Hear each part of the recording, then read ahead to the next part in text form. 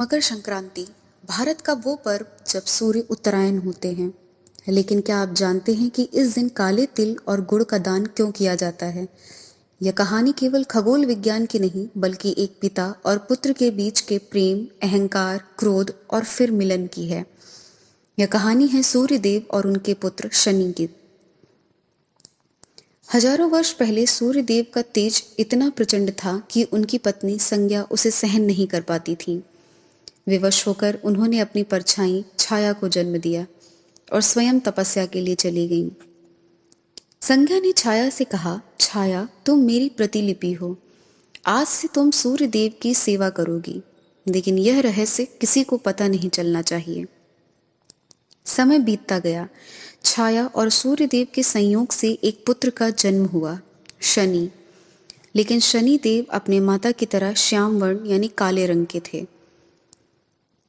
सूर्यदेव बालक शनि को गोद में लेते हैं और क्रोधित होकर दूर फेंक देते हैं और गर्जना करते हुए कहते हैं, छाया, यह किसका बालक है?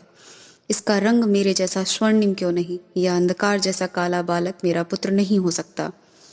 छाया रोते हुए कहती है, हे स्वामी, यह आपका ही अंश है, कृपया इसे स्वीकार करें। सूर्यदेव कहते हैं, नहीं, यह मेरा अपमान है, तुम दोनों इसी क्षण मेरी नजरों से दूर हो जाओ। शनि ने अपनी आंखों में पिता का तिरस्कार देखा। अपमान की उस अग्नि ने शनि को कठोर बना दिया।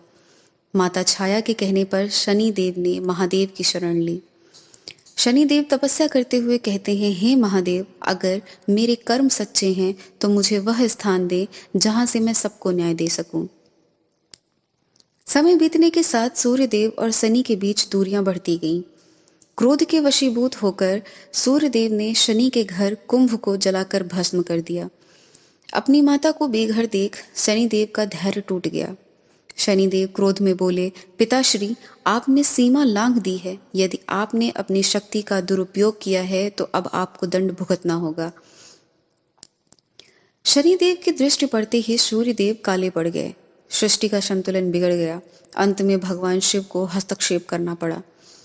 महादेव बोले, सूर्य, पुत्र का अपमान करना धर्म नहीं, और शनि, पिता पर क्रोध शोभा नहीं देता। एक दूसरे के अस्तित्व को स्वीकार करो।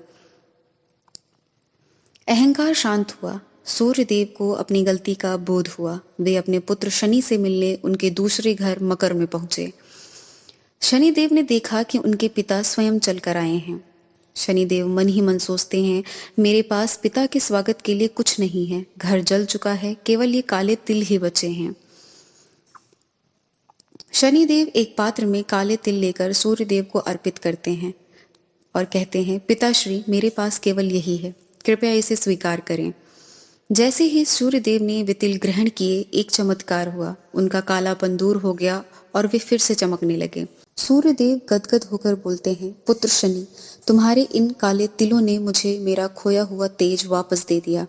आज मुझे तुम पर गर्व है।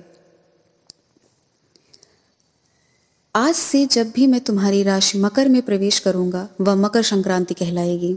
इस दिन जो भी मनुष्य मुझे तिल और गुण अर्पित करेगा, उसके जीवन में सारे ग्रह कलेश और शांति दोष समाप्त हो जाएंगे।